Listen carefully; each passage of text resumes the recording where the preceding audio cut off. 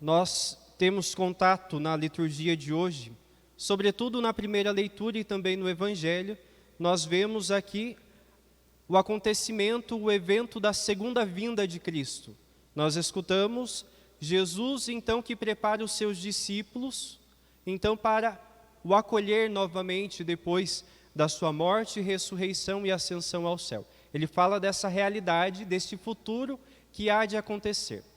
É interessante que no final do Evangelho, Jesus vai nos dizer que quanto a esse dia da sua segunda volta, da sua segunda vinda, ninguém sabe nem o dia, nem a hora, nem os anjos, nem Ele próprio, mas somente o Pai. Nós que nascemos antes do ano 2000, nós como que testemunhamos com os nossos olhos toda a sociedade, todo mundo se abalar, porque nós escutávamos dizer que na virada do milênio, o mundo então iria acabar. Passamos pelo ano 2000 e aqui nós estamos. Também próximo ao ano de 2012, nós escutamos os mesmos rumores, que o mundo acabaria no ano de 2012 e não aconteceu isso. Mas, quando nós olhamos para o Evangelho de hoje, escutando então isso que Jesus nos diz, nós devemos que ficar tranquilos, porque somente quem sabe é Deus, somente o Pai que sabe o dia que isso acontecerá. Não nós homens poderemos dizer a data exata, mas desde já nós devemos nos preparar para quando isso acontecer.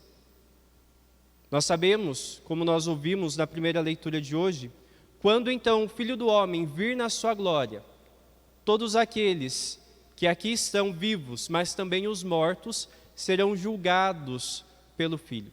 Jesus Cristo, então, é o juiz de toda a humanidade e Ele nos julgará, e Ele nos dará, então, a nossa sentença definitiva. Se nós iremos para junto do Pai no céu ou se nós seremos condenados. Mas a nossa caminhada aqui nessa terra deve ser uma caminhada já, então, nos preparando para esse encontro.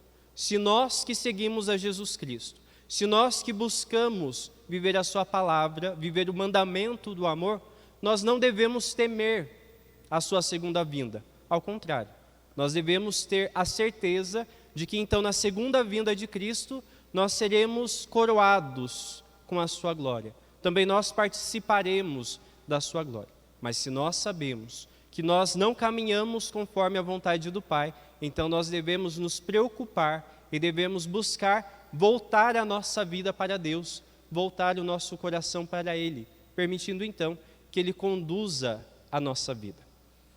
Dentro dos gestos que nós fazemos na nossa liturgia, existe um que agora, nesse momento, nós fizemos no início da missa. Nós fazemos de uma forma mais breve, de uma forma menor, mas nós fizemos a nossa pequena procissão de entrada. Nós fizemos essa caminhada até o altar. Nos dias solenes, geralmente nós passamos aqui pelo corredor da igreja. E esse gesto, ele não acontece à toa. Nós não entramos apenas por entrar na igreja, na celebração.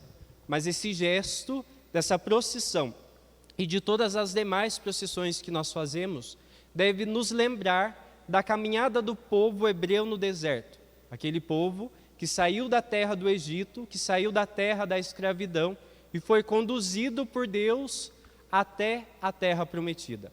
Da mesma forma, nós que aqui estamos, fazemos como que essa caminhada. Nós não pertencemos a este mundo, nós somos peregrinos aqui nessa terra. Também nós nos colocamos a caminho, seguindo o Senhor, permitindo então que Deus guie a nossa caminhada. E qual é o destino, qual é o rumo dessa nossa caminhada? O céu, a pátria celeste, onde então nós estaremos juntos de Deus. E é bonito que nesse gesto, nessa caminhada que nós fazemos aqui dentro da igreja, quando nós então fazemos essa procissão de entrada, o fim dessa procissão vai ser o altar. Nós nos prostramos, fazemos uma reverência para o altar, o padre então beija o altar e inicia a celebração. Dessa forma, a nossa vida deve então ser encaminhada por Deus e voltada, orientada para as coisas de Deus, orientada para o altar, para Deus.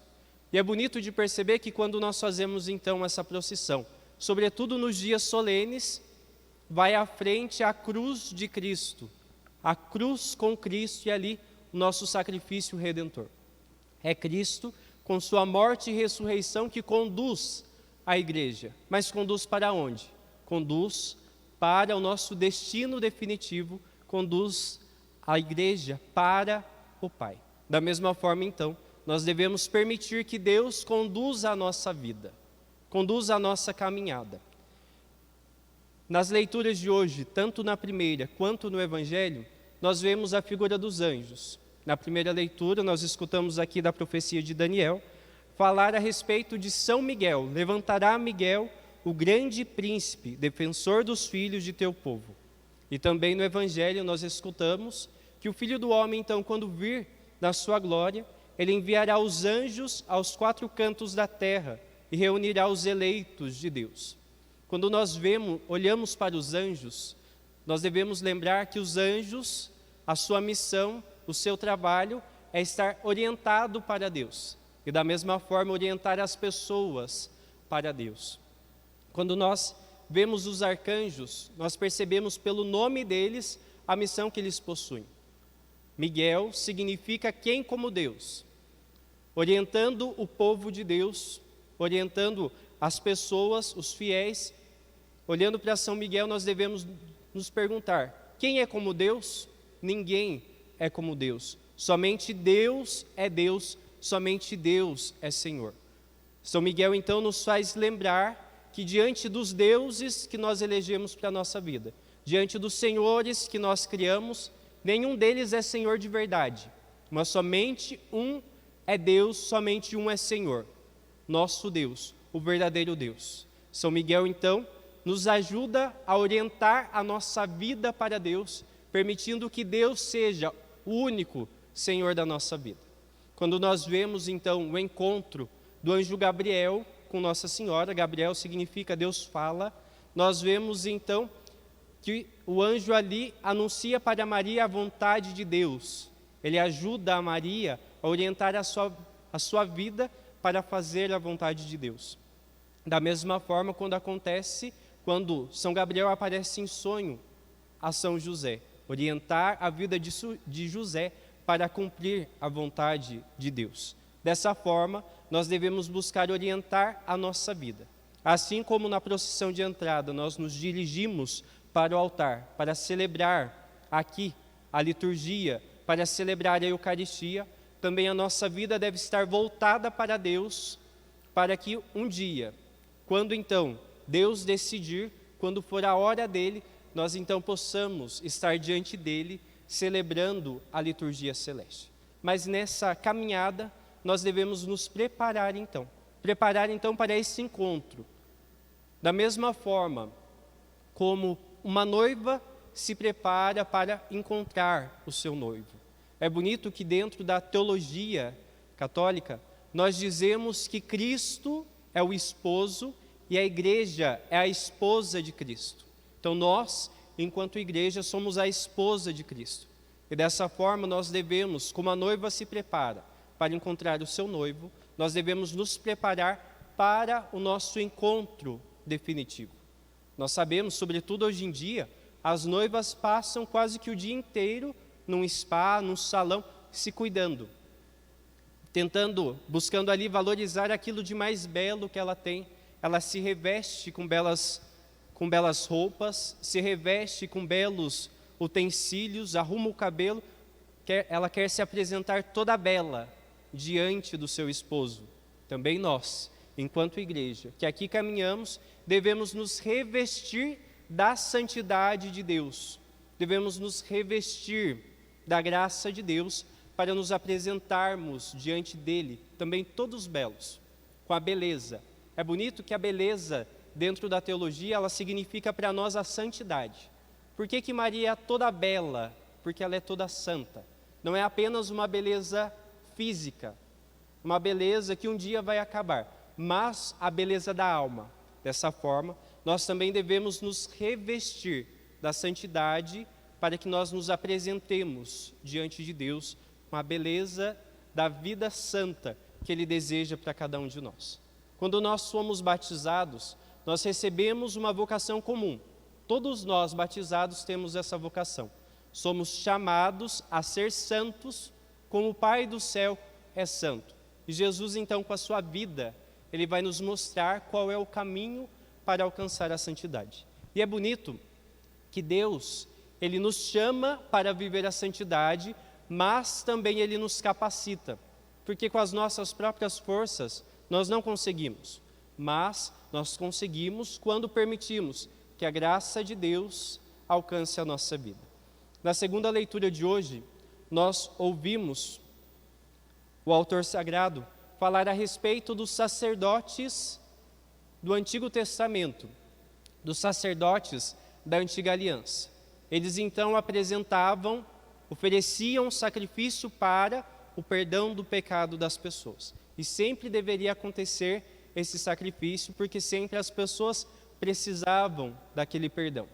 Mas com o sacrifício de Cristo, o sacrifício redentor de Jesus na cruz, o sacrifício de animais não é mais necessário, porque Jesus, entregando a sua vida por nós, sacrificando então a sua vida, Ele alcança para todos nós a salvação.